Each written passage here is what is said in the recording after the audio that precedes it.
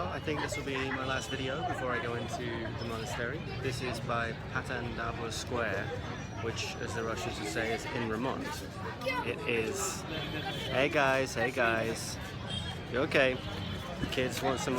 Everyone wants my attention here. Had a couple of guys do the scam where they drop money in front of you and then walk off and someone else is their accomplice. Thankfully I'm aware of that, didn't fall for it. And this is some of the architecture here behind me. A lot of it, like I said, is under repairs at the moment.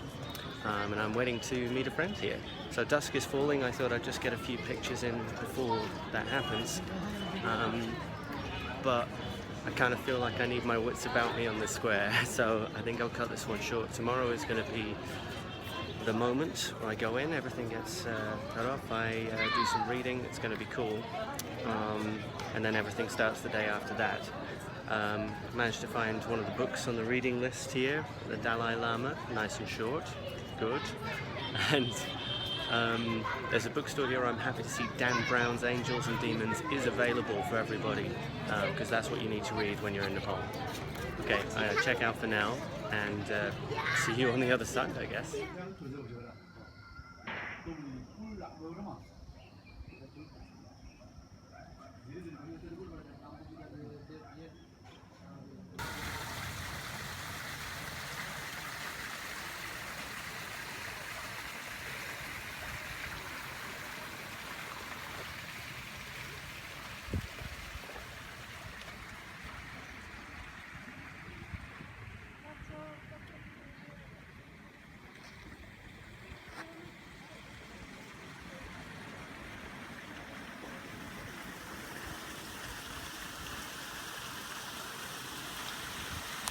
Hello, this is me hours away from giving up my phone, which I guess is fine, except my last goodbyes and all of that stuff. So just a brief look around the monastery. You can see this is the main hall where we'll be meditating and hearing the lessons, which begin this evening. And this is Kathmandu behind me. This is a beautiful little waterfall feature here. I'll just walk along, try not to and try and not interrupt people as I go. If someone thinks I'm taking a panorama picture, because who videos themselves? Who does that? So let's walk up the garden, or past the dining hall where I've just overeaten again. I didn't expect the food to be so delicious. And it is, it's fantastic. I thought I'd lose weight here, but it looks more likely that the opposite will be the case. But in the second half of in the second 2 weeks, we'll have at least 10 days where we just get one meal a day. So that's going to change things a little bit. Some might say it would be wise to prepare for that by not frantically overeating at every meal prior to that, but I have not put that into action as yet. So I've been meeting a lot of very interesting, nice people. Keep meeting a lot of Spanish speakers. I feel I should be speaking that. I'm going to turn around and show the stupas, these incredibly beautiful things. There's a lot of people up here actually. I don't want to interrupt by talking through and interrupting their piece, so I'll take a separate video, I think, which will show some pictures without me, without talking, and I'll add that in.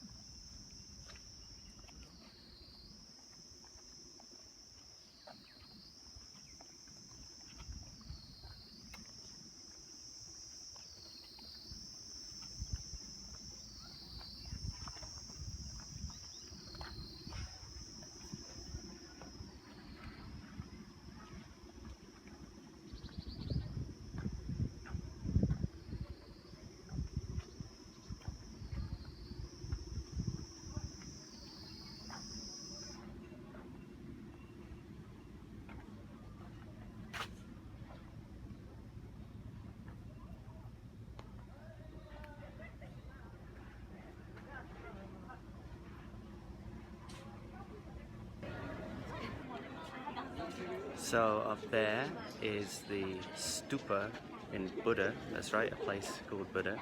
I'm standing alongside of it to shoot it properly, the sun's behind me, but it's really busy around the other sides. This is the penultimate day of the course. We got our phones back so we could take pictures, and yeah, it wasn't enjoyable putting on my email at all. So I looked at one email, didn't like it, turned that off again. Yeah, I just thought I'd share this scene with you. We've been circumambulating and doing some mantras beforehand, which is pretty fun, although a lot of them we haven't done before, so everyone's just like blah, blah, blah, blah, failing. The one thing I really liked about the whole sort of experience at Kopan with the Buddhism, anytime anyone fucks up, they just laugh. It's so not serious. Like, it is serious, people do take seriously what they're doing, but it's not this sort of rigid, unbending thing. So if you screw up, or if a cat walks into the gompa, the sort of the temple, the hall, that's fine. The cat gets to hang out. Everything's cool.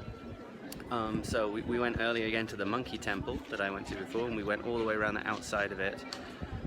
Bussed up and down, super exciting bus ride. I don't know how suspensions can take these roads, because my suspension really can't. So we're all a bit kind of bruised and excited. Like the teacher said in one of the lessons, that was a reflection on the nearness and possibility of death.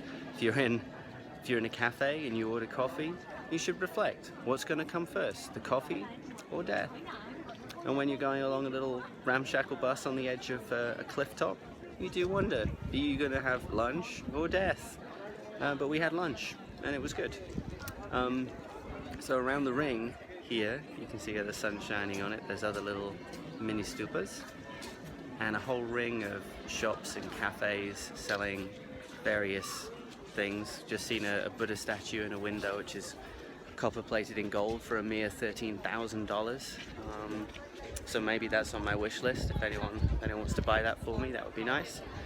Yeah, but I'll cut this one short because we have been going round and round and round, which gains lots of merit apparently. And now we're gonna, I think, chant some dedication mantras as well. So yeah, that's me. Catch you later. Hello. I have taken refuge in the Garden of Dreams, which is this kind of small but very nice sort of little garden with the sounds of horns and traffic just outside over the wall. A garden that you can enter for a fee, mind you. I guess dreams come at a price. Yeah, and I wanted to record this as I'm leaving for the airport in a couple of hours, and yesterday I left the monastery. For time context, I don't know when I'm going to put up different videos. Yesterday, with a few people from the monastery, we were just hanging out in Tamil, which is this sort of tourist and hotel area in Kathmandu, and we were all kind of feeling a bit spacey. It's the best we could come up with, sort of spacey in the sense like, almost like jet lag. You're kind of, are we really here? What's going on? This sense of a bit of overwhelm, I think, of just the amount of input of lights and sounds and people, and just not being in a calm context of the monastery where we had our nice little schedule. We're all there for the same purpose. Just that little bubble world, but not in a sort of restricted, repressive way, but a sort of peaceful situation, whereas suddenly there's just stimuli everywhere. And I don't know if it's a sort of like really low level shock, a kind of the senses feel a bit numb because there's too much. We had a nice evening, but we were just a little bit not there, a little bit perplexed and a bit dopey. So we had a massive late night in bed at 11 p.m, which is huge compared to the monastery timing. We've been getting up at like 5 a.m. every day. So I didn't get up at 5 a.m. today, but I am really tired. And I don't know if that's the same sort of adding into the spacey dopiness, but I've been wandering around and checking out some cafes and some sites, and came here, but I'm not with it. I feel, compared to the past month where I could pick up a book and be immediately there with the brain firing on pretty much all cylinders, getting into that, reflecting, just having, not exactly like I'm mentally super sharp and on fire, but just a clarity and focus, and that is gone, at least today. I don't know, I'm sort of recording this to sort of make a comment on that, but is it because now I spent the past hour checking over all the email I've received whilst I've been away? I feel like maybe it has, like now I'm kind of numb, like now I can't focus on the nice, interesting, thoughtful books that I want to keep reading. Instead, I'm just kind of wiped out, and not even able to be very present. Like, it's not like my mind is, well, it is wandering a bit to some things that, you know, require my attention, or they seem to require my attention that were in the emails, but it's, I guess, a sense of some sort of wiped outness, and yeah, I don't know what to make of it so far.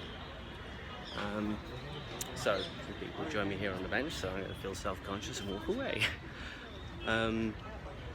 Yeah, so I don't know if that's going to continue being the case or what. But I think the monastery is theoretically meant to equip me with some nice, you know, techniques to bring me back to the present. So I've been trying to do some little kind of mindful breathing, thought situations, and be present rather than getting lost in what I might have to do in the future, or what's happened in the past. But of course, this is just the beginning. The challenges are just beginning. People have been asking me already, friends, so on, oh, how was it? I don't know. And last night we were talking about this, like, it's sort of too soon to say. Definitely positive, also challenging. But what it all means, I think that's going to take a bit longer to sort of process, digest, bed in. And if I'm going to sense differences about myself as a consequence of being on the course in a way, I think it's going to take being back in my sort of more normal environments and see how I feel, how I'm reacting. Is there going to be a difference? Are people going to see a difference? Am I going to feel a difference? I don't know. Hope so. We shall see. I certainly don't feel the same sort of peaceful sort of tranquility that I did coming out of the jungle after ayahuasca. So I think at the purely sort of chemical level, it's not the same at all. But yeah, that's going to be something to like reflect on, which is going to be more useful to me overall. Because this has been a lot more cognitive than it has been experiential, although there's been a big, you know, it's an experience to go lock yourself away for a month. Yeah, so I think I'll sign up for now. I don't want to say regretting the money I paid to come in here, but I am a little bit, because it's kind of really small and not especially peaceful. Maybe it looks peaceful, but it doesn't feel that way. So I'm going to go and grab a last helping of delicious momos, the dumplings that they have, and make sure I'm in the right place to get my ride to the airport. And I'll see you, I'll check in when I'm back, I guess.